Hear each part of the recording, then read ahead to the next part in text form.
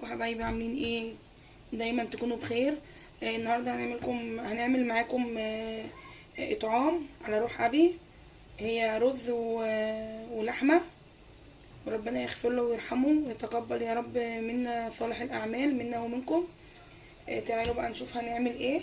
انا هنا حاطه الميه على النار تغلي عشان هنسلق اللحمه.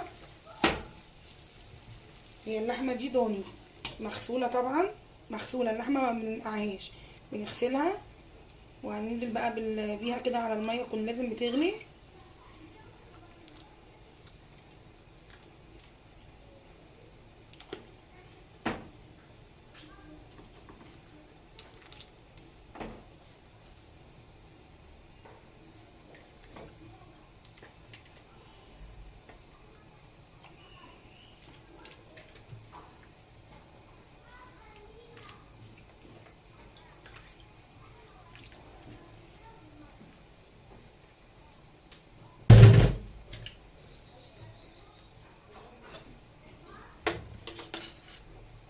كده فقطعوا اللحمه، خليها بقى تاخد غلوه وهنفقد بقى معاكم، هتشوفوا هنفقد معاكم ايه، بس تاخد غلوه. تمام، هننقلها بقى هنا عشان نعمل معاكم الرز الابيض بتاع الفته.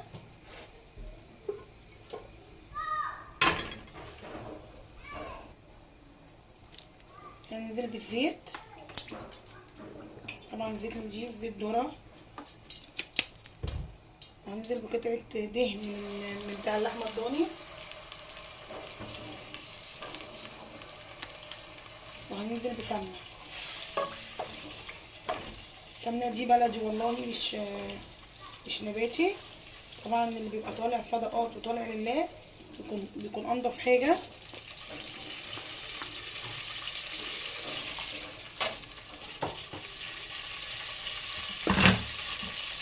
الرز مغسول،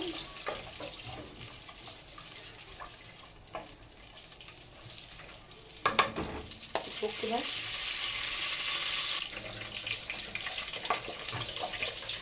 كده. السمنه اتفكت والدنيا اتخلت شويه، هننزل بالرز. انا رز الفته اللي على لحمه ضاني لازم بحب احط فيه قطعه دهن بتاع الخروف. ما هي فته بقى على لحمه ضاني، فطبعا حتى لو نكهنا الرز بالدهن مش هيغير ولا اي حاجه.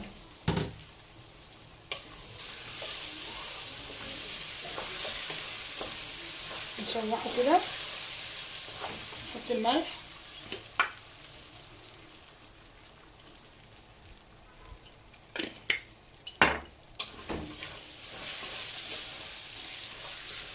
هنغلف كده الرز بالماده الدهنيه، وبعد كده ننزل بالميه.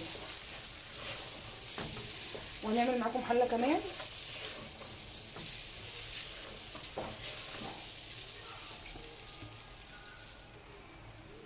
كده الرز اهو اتغلف بالماده الدهنيه،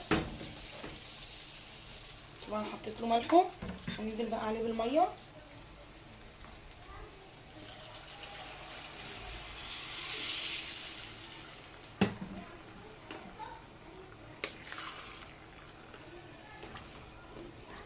نشربه بقى كده في قلب الميه وهنغطيه.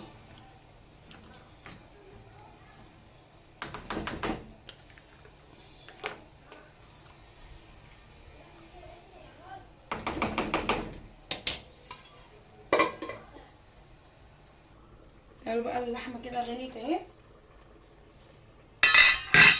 هنحط لها معلقه سكر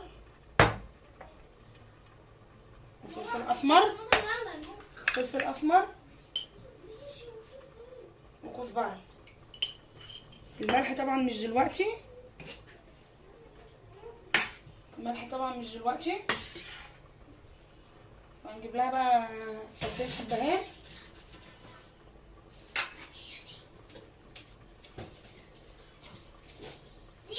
فصين حبهان، وهننزل ببصلايه متقطعه وطماطمايه وفصين توم ورق لوري.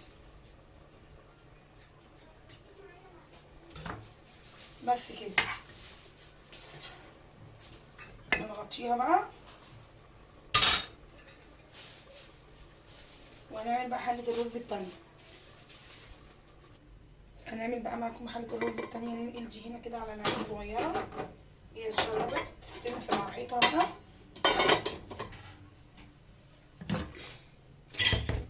نحط الحلة ونحط الزيت، وطبعا قطعة اللية او اللحمة الدهنة المتاحة عندكم، وقطعة سمنة او زبدة يعني المتاح يعني، بس دي سمنة متسيحة. هننزل بالرز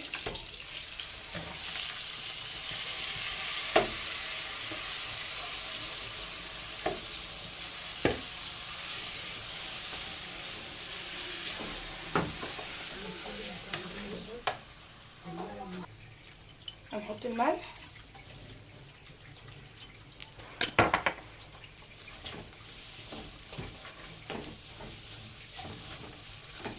وهننزل بقى بالميه.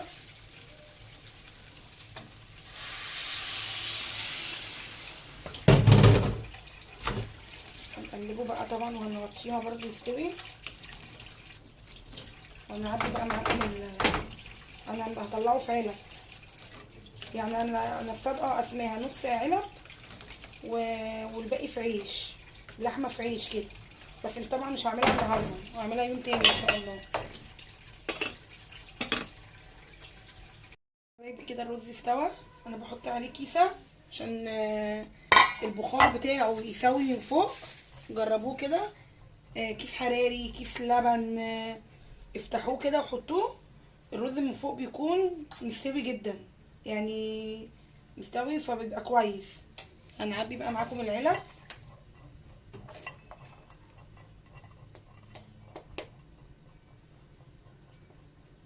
شايفين كده، هعبي العلب واحط عليها بقى على وشها اللحمه.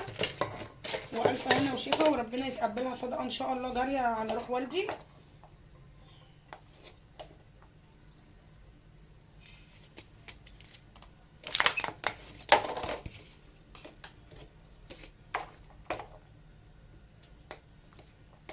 تصدقوا الصدقه يعني الصدقه جميله، وربنا يوسع عليكم وتصدقوا ان شاء الله.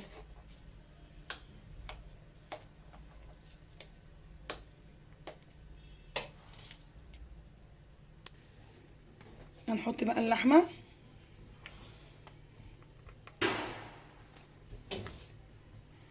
على كل علبه قطعتين كده.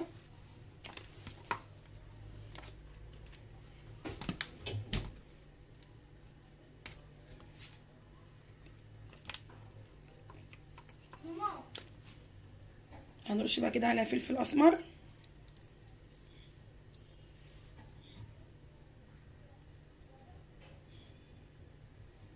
طبعا انا الكميه كلها مش طالعه في الفيديو.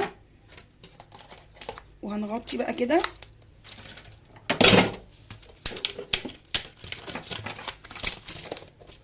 ربنا يتقبل ان شاء الله، يتقبل منا ويجعلها له صدقه جاريه في ميزان حسناته.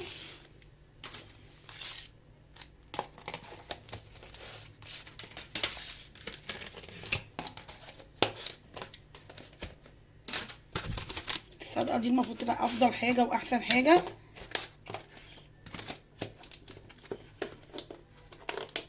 زي ما انتم شايفين كده، هي الصدقه طبعا هي من الكاميرا مش جايبه كله.